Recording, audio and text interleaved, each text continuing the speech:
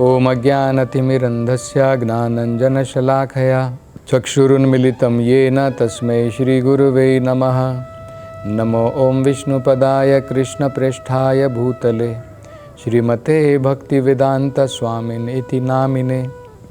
नमस्ते सरस्वते देवे गौरवाणी प्रचारिणे निर्विशेष शून्यवादी पाश्चात्य देशतारिणे। जय श्री कृष्ण चैतन्य प्रभु नित्यानंद श्री अद्वैत गदाधर श्रीवासदि गौरभक्तवृंद।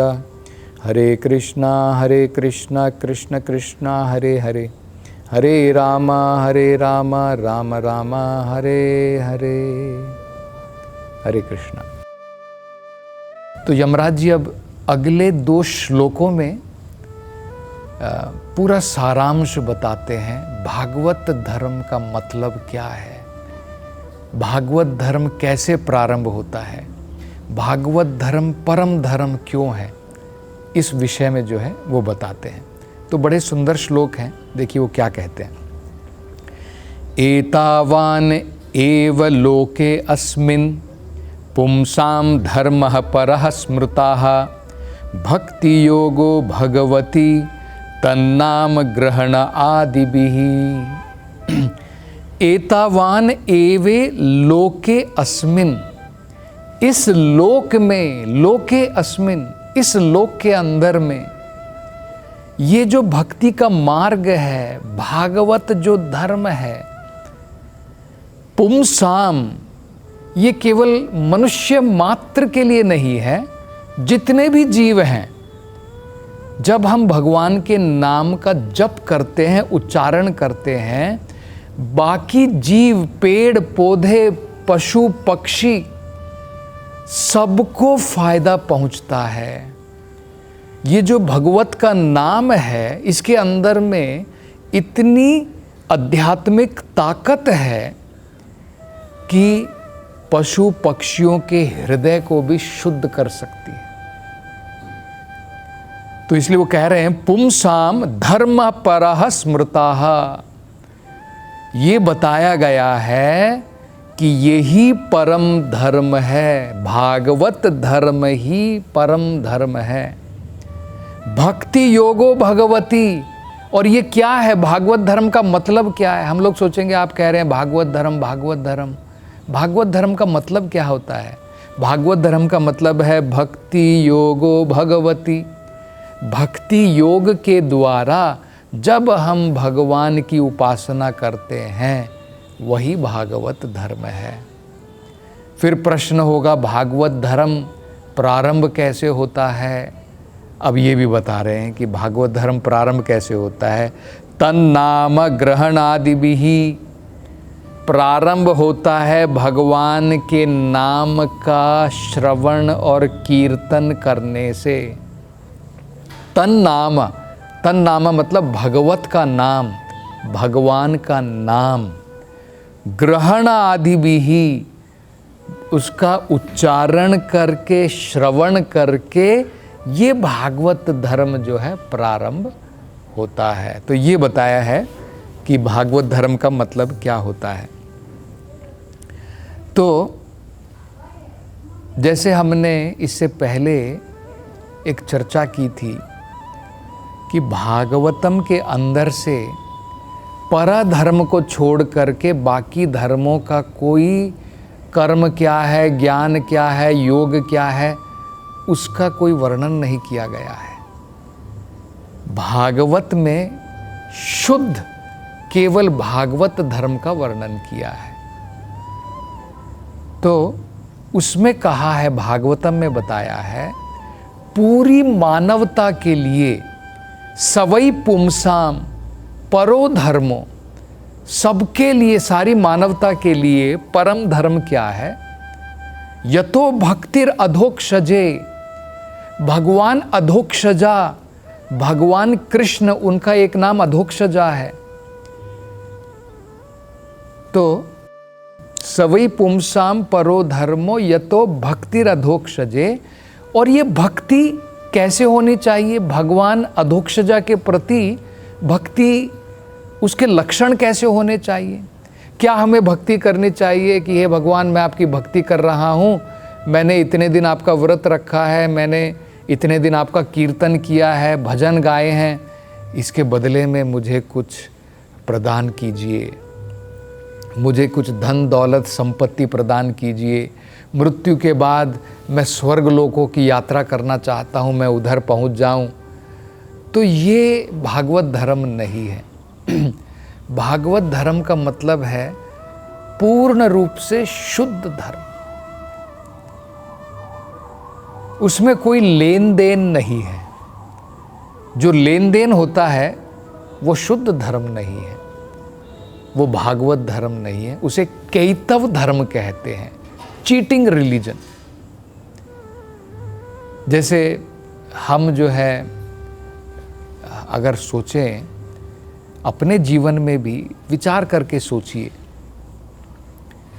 पुत्र जो है हमेशा पिताजी से मांगता रहता है, पिताजी ये दो ये दो ये दो।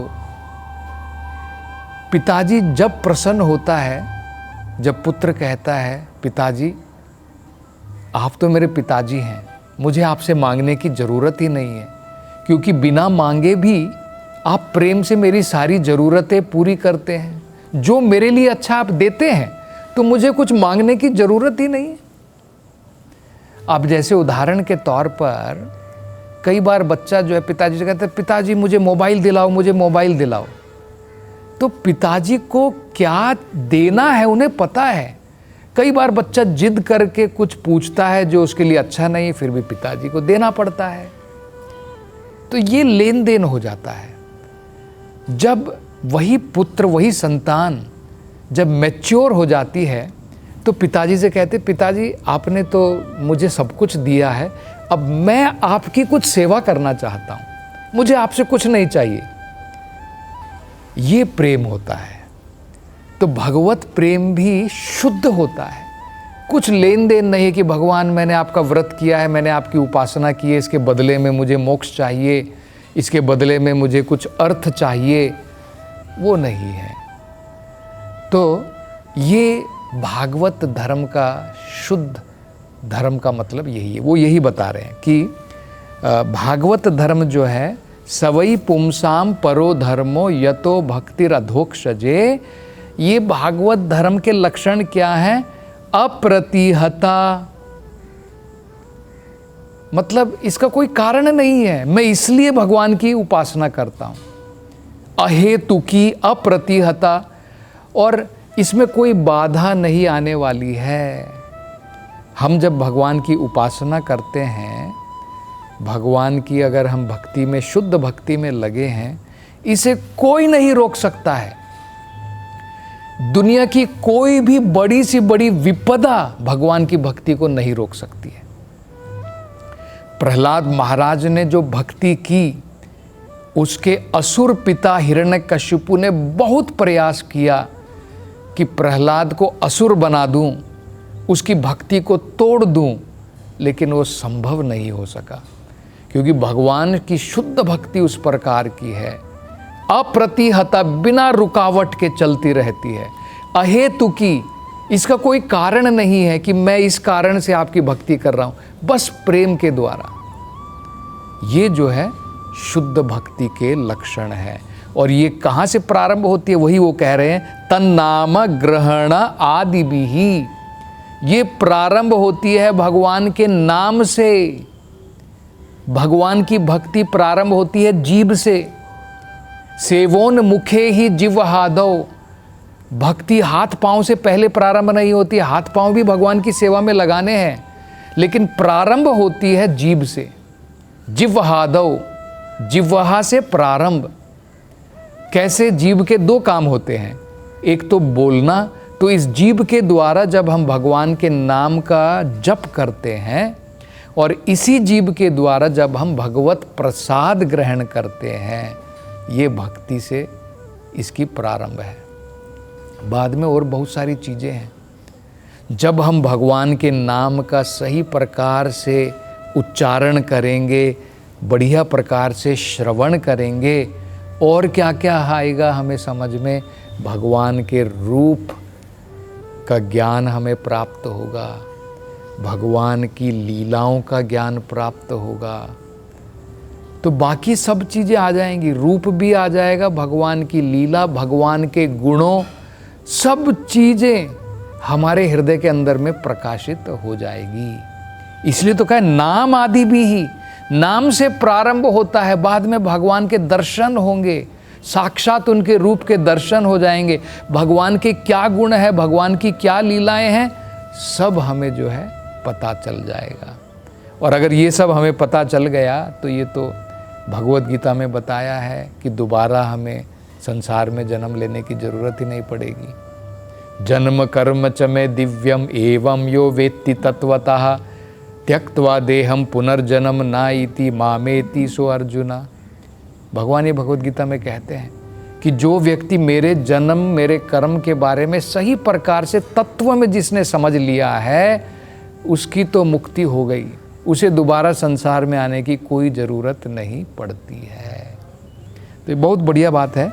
एक और भगवत गीता में एक और श्लोक आता है जिसमें भगवान यही बताते हैं, माम उपेत्य पुनर्जन्म दुखाल्यम अशाश्वतम। जब व्यक्ति मेरे धाम में वापस आ गया, उसे दुखाल्य में वापस आने की ज़रूरत नहीं पड़ती है। माम उपेत्य, मेरे पास आने के बाद, पुनर्जन्म, पुनर्जन्म कहाँ पर? दुखाल्यम अशाश्वतम।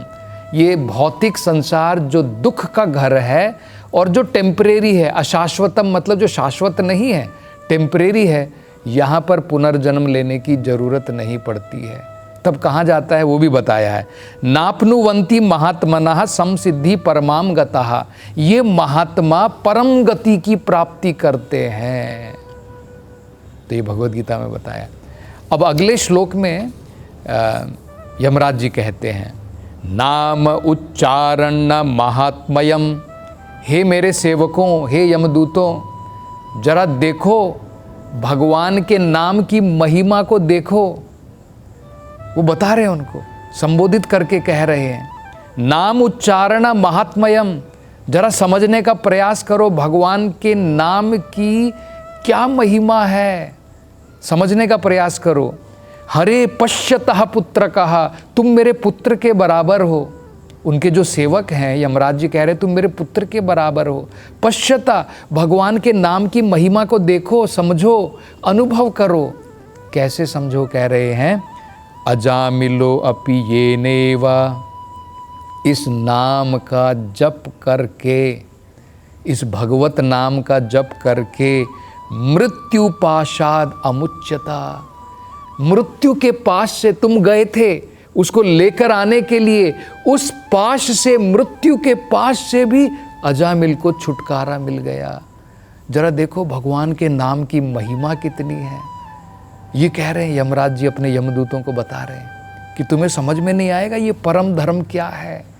ये परम धर्म कोई छोटी बात नहीं है। इतना पापी व्यक्ति अजामिल भगवान का नाम मात्र जप करने से उसे जो है मृत्यु के पाश से छुटकारा प्राप्त हो गया।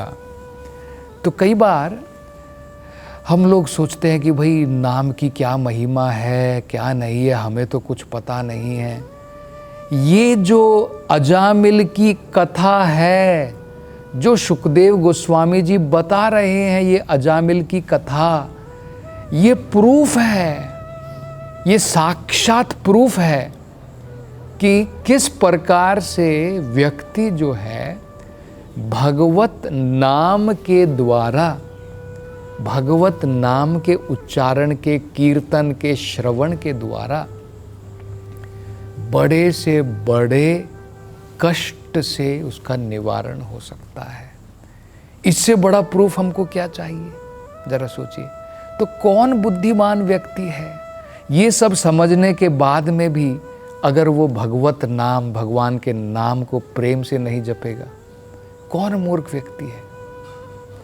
इसलिए तो चैतन्य महाप्रभु कहते हैं, खासकर कलयुग के अंदर में कोई दूसरा उपाय है भी नहीं। कलयुग के अंदर में हमारी आयु भी छोटी है, हमारी आयु बहुत बड़ी नहीं है। पहले लोग हजारों हजारों साल जीते थे। वाल्मीकि जी 60,000 साल तक उन्होंने तपस्या की। हम कहाँ कर सकते हैं? हम कहाँ जंगल में जाकर के घर बार त्याग करके कर सकते हैं? तो कलयुग के अंदर में बहुत सारे दोष हैं। कलयुग में हमारी आयु भी कम है, कलयुग में हमारा मन कंट्रोल में पूर्ण प्रकार से नहीं है, मन भटकता रहता है इधर से उधर, क्रोध आता है, काम वासनाएं हैं, अनेकों प्रकार की दोषों से कलयुग भरा हुआ है। इसलिए शास्त्रों में कहा है, चैतन्य महाप्रभु जोर दे करके कहते हैं, हरेर नाम, हरेर नाम, हरेर नाम एव केवलम। 3 बार बताया गया है, भगवान हरि का नाम, भगवान हरि का नाम, भगवान हरि का नाम। किसी भी चीज को जब 3 बार रिपीट किया जाता है, मतलब यही है। तो देखिए इस श्लोक में देखिए, हरेर नाम, हरेर नाम, हरेर नाम एव केवलम, केवल हरि का नाम, केवल हरि का नाम, केवल हरि का नाम। और आगे देखिए क्या बताया, नास्तेव नास्तेव नास्तेव गतिरन्यथा, इसको छोड़ करके दूसरा रास्ता नहीं है, दूसरा रास्ता नहीं है, दूसरा रास्ता नहीं है। तो दोनों तरीके से समझाया गया है भगवान के नाम की महिमा कितनी है, और भगवान ने कलयुग के अंदर में खास करके ये नाम हमें प्रदान किया है। इस नाम का बड़े आदर सत्कार के साथ ये समझ करके कि जब मैं भगवान के नाम का उच्चारण कर रहा हूँ, भगवान वहाँ पर हैं। अगर कोई इम्पोर्टेंट व्यक्ति आपके पास में खड़ा है, आप कितने अलर्ट रहेंगे, सावधान रहेंगे। सावधानी के साथ में हमें जप करना है, मन इधर उधर भागने को नहीं छोड़ना है। तो और आगे अब यमराज जी क्या बताएंगे, इसकी चर्चा हम अगली कथा में करेंगे। हरे कृष्णा।